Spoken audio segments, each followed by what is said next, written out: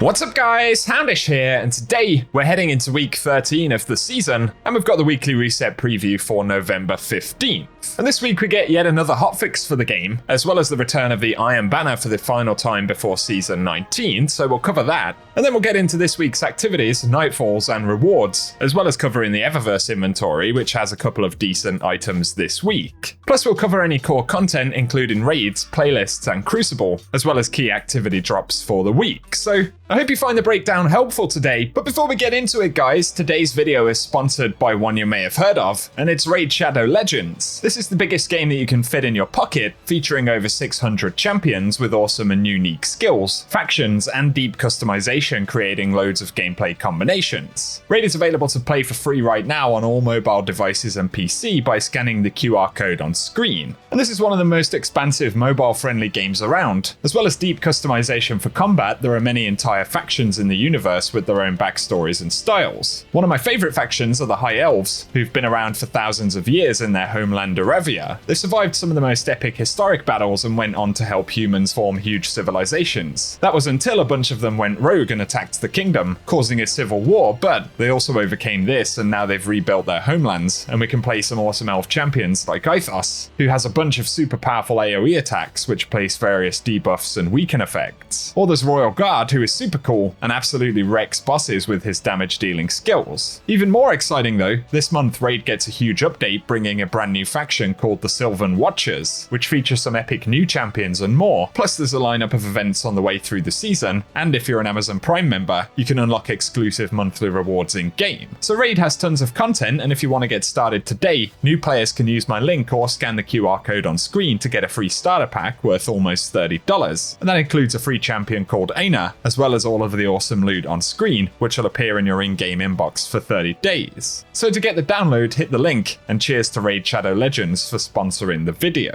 Now though, as we get into the weekly reset stuff, the first thing to mention is that we are going to see yet another hotfix on Tuesday. This is hotfix 6254. We don't currently have any confirmed changes, but I'll be sure to keep you guys posted if there's anything to know. And then moving towards activity stuff, one of the main things this week will be the final Iron Banner of the season. So if you're working on the title or unlocking any rewards, it will be a good time to jump in. And on top of that, Bungie say for the Eruption game mode that they've fixed a bug where defeating a primed player on a 5+ streak would give extra points for each participant player. And they say the drastic point swings were a bit too much, so now it will only reward points to the player that dealt the final blow. And additionally, they've updated the mode to only show Iron Banner medals. So a couple of small updates to the game mode itself. And with it being the final Iron Banner of the season, also bear in mind Bungie have confirmed that the Forge's Pledge Pulse Rifle and the Reese Walker Shotgun from Iron Banner are leaving the rotation for next season, so this will potentially be the final time to grab them for a little while. Let us know if you'll be jumping into Iron Banner, but also bear in mind for the Crucible, Momentum Control will return as a featured mode, and we'll get bonus Crucible ranks all week long that'll also affect the Iron Banner playlist, so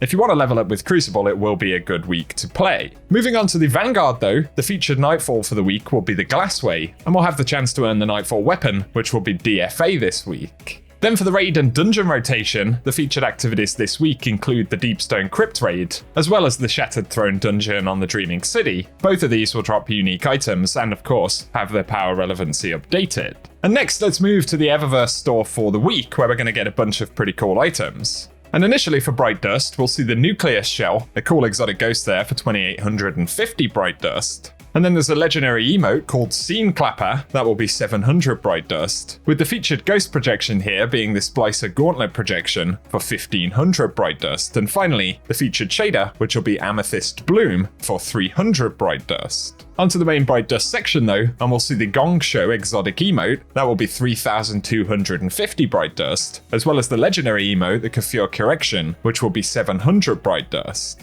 And for more of the exotic items, initially, there is the exotic ghost shell, the additive shell, that will be 2850 Bright Dust. And the Sparrow right here will be the Chalicerate Visitor for 2500 Bright Dust, another one from this season. Plus we'll see the Junkyard Navigator exotic ship, which will be 2000 Bright Dust. And the exotic weapon ornament this week will be for Jotun, and this is the Muspel Populux, is actually a pretty cool Jotun ornament right there, with this kind of retro theme, and that'll be 1250 Bright Dust. With the final Bright Dust item this week being the Ghost Projection, the Rasputin Projection, which will be 1500 Bright Dust. So let us know in the comment section any Eververse items that you plan to pick up this reset. Moving on to the featured Lost Sectors though, initially for November 15th on Tuesday, we'll see Skydock dropping exotic chest pieces, and then we'll get Scavenger's Den on November 16th dropping exotic helmets, the Quarry on November 17th dropping exotic legs, then for November 18th we'll see Excavation Site dropping exotic arms, and that'll be followed by Concealed Void on November 19th dropping exotic chest pieces,